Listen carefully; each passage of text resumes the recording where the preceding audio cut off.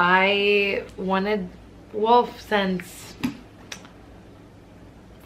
forever. I wanted to learn everything I could and be as prepared as I could be. I wanted to buy my lactation consultant a gift for being so amazing. She had a crochet boob as her puppet dummy to kind of show like what positions you breastfeed the babe. And so I found these as like a gag gift. And it's like a stress ball breast. And I bought one because I wanted to give it to her, and then when it came I was like, holy shit, this thing is so fun and amazing and I'm gonna keep it. So then I thought I'd get another one and I'd give her one, and so I bought this one, and I didn't realize it was gonna be small and like foam, and it's completely different, but Wolf bit the nipple off of it, so it's dead. And this I just can't get rid of. It's just too awesome, and literally Wolf will like find it if it's flying around on the floor and find the nipple and just like start suckling at it. It's fucking hilarious. It's so entertaining to watch. So we kept it. I wasn't vaccinated as a child until I went to I was homeschooled. I grew up off the grid. We have to start, this starts so far back that this is a whole nother video, but I grew up off the grid in Hawaii on the Big Island on a 5-acre piece of land with my parents. I didn't go to public school till I was in 5th grade, so I didn't get vaccinated until I had to go to public school. So my feelings on vaccinations are very controversial. I don't judge anyone for doing them. I just feel a bit skeptical, and I think that has a lot to do with my mom's own views on things, and it was a really hard decision for me to make when we literally just had a baby and they're like, okay, so is he gonna get vaccinated or what are you gonna do? And I didn't realize you have to figure that out within the first month of life. Because we're not moving immediately and we're still in New York, we gave Wolf his first vaccines at 6 months.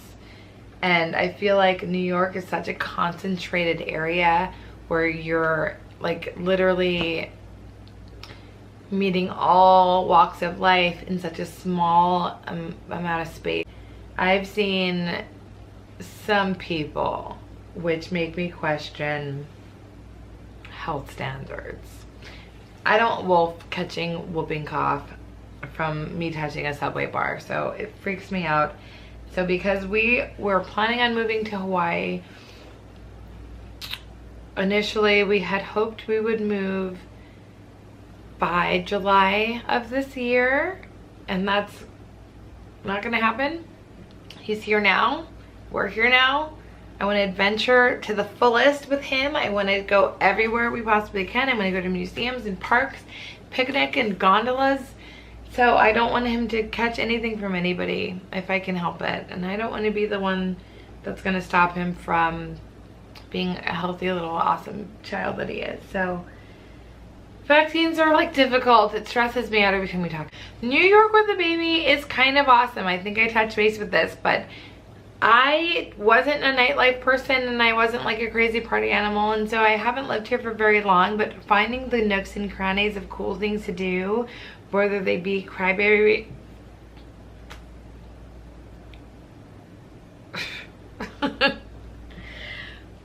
whether they be crybaby hour at movies, where you can bring your baby to a movie theater where they show adult movies. They serve drinks, good food, wine. If there's a table between the chairs, you can bring your baby, and if they cry, then so be it, they cry. That's, I think, amazing. We just did that today, this afternoon. We saw the Tupac movie, and it was really good, and we'll fall asleep the whole time. There's little things like that that I feel excited about discovering here that I would have never known about New York. And there's like parks and museums and all that stuff, but it's just fun to have like a little buddy that I'm in love with to go take places with me, because he's my ride or die. Let's see. I'm not sure who, because I'm not looking at my phone, but someone asked me how advice for facing a stagnant phase in life. I had a stagnant phase.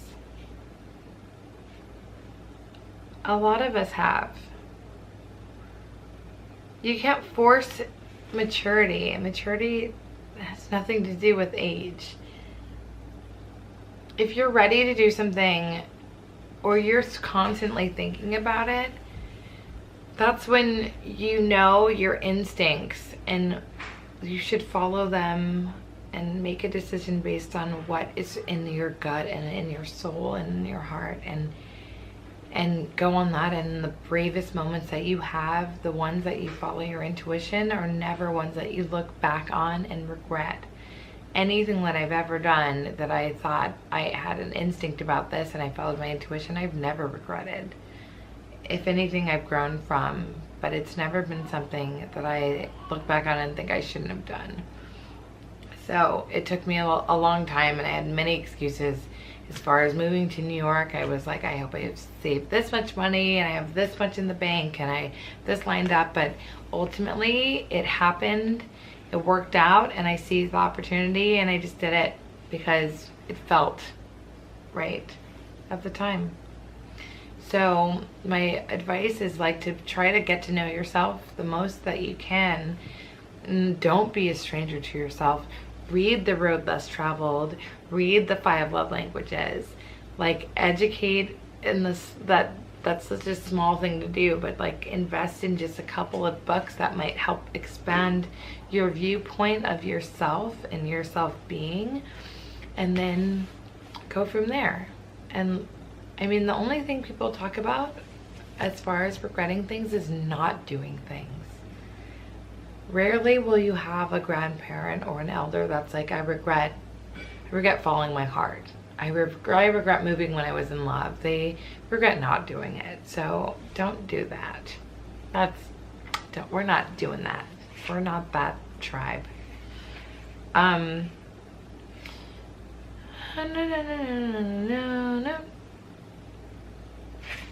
That's most of my questions. Another question is from a friend I know in Hawaii is, would I let Wolf be a baby model? Absolutely. He's the cutest thing I've ever seen in my whole life. But I don't really know how to go about it. And I think that we live in a perfect city where I can easily just like go to an open casting call and try to figure it out. I feel like as a baby, as the cute baby that he is with his little teeth, his beautiful smile, if he were to book something that could help solidify his future in a financial way that doesn't impact him long term as like a baby model or baby actor, then I'm all for that. And if he ever reached a point where he was like, I don't want to do this, then we wouldn't do it. I'm not going to force him to do anything. But I will force him to take music lessons, because everybody should learn how to play something. For Candace.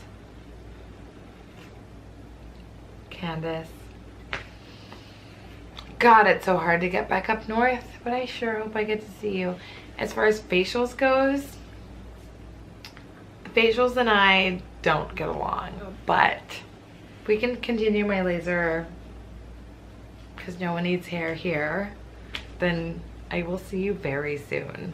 We love coming up north. The last time I came, I brought Elias and we took photos along the way and it was amazing. So we're down for a road trip to come and eat and have crab rolls and visit you at the spa. But I hope I don't want to not see you. I love you. You're amazing. Last thing. We'll talk about this super seriously. So Elias and we'll just get home. Breastfeeding and drinking.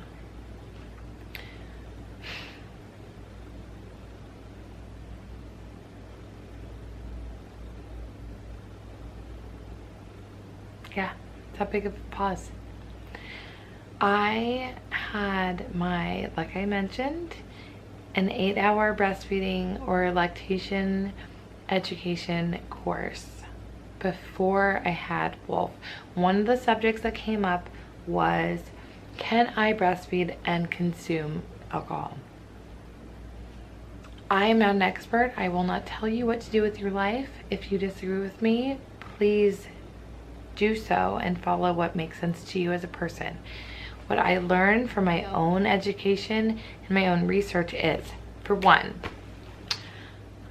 the milk that is currently present has been here. So if I were to drink a glass of wine right now and I were to feed my baby, he would not be consuming what I just drank because it doesn't flow that fluidly. Secondly, my lactation consultant, which I think is the most pinnacle piece of advice, is if you are intoxicated, if you feel inebriated, if you feel drunk, that's just straight up bad parenting. And so you might want to take a break and have somebody else look after your child until you feel more sober to do so. And if you feel enough to be at that point, then the probability of it affecting your milk is a little more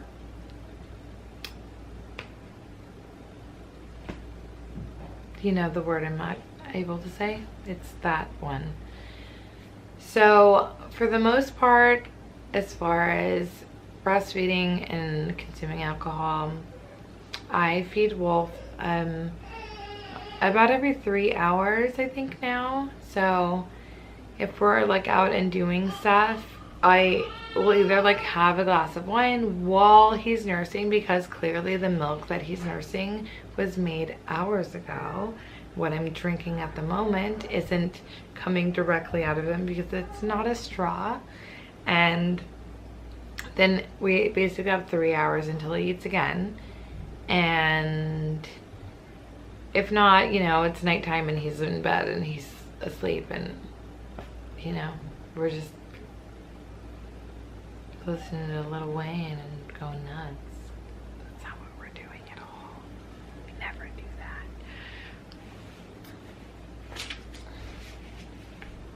I hear Elias and the baby are home, so I'm gonna wrap this shit up. What's the best thing about being a mother? Wolf is the most amazing thing about being a mother I could ever imagine in my whole life. He's the coolest, most advanced, beautiful human soul, and captured in the body of a baby that I want to squish and eat and mush into like a donut-sized baby being ever. He's everything for both of us, and it's mutual, and I love that because we're both obsessed with him. I really like you guys. So that's it.